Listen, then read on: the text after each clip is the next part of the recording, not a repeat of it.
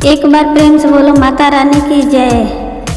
शीतल मैया के चुंदरी रंगौले बनिया चलवा घूरौले बानी। शीतल मैया के चुंदरी रंगौले बनिया चलवा घूरौले बानी।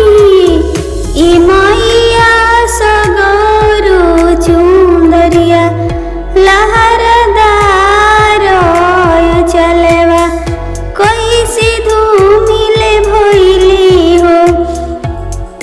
ई मैया सगरो चुंदरिया लहरदार चलवा कोई सिधू मिले भइली हो।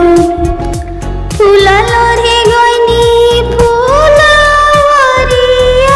तो सिकी की डाले वाले हले हो।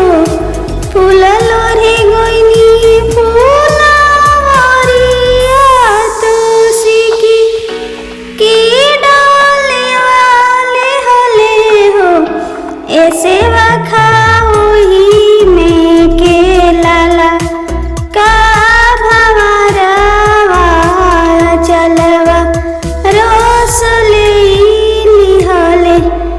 ऐसे वखाओ ही में के लाला का भंवरवा चुंदरिया रोस लिहले हो।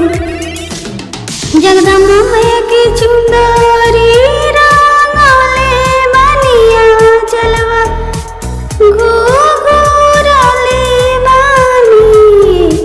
सतो मैया की चुंदरी रंगौले बनिया चलवा घूरौले बानी। ई मैया सगरो चुंदरिया लहरदार चलवा कोई सिधू मिले भइली हो। ई मैया सगरो चुंदरिया लहरदार चलवा कोई सिधू मिले भइली हो। फूल लोढ़े गइनी फूलवरिया तो सिकी की डाले वाले हले हो। फल तोरी गइनी फूलवरिया तो सिकी की डाले वाले हले हो।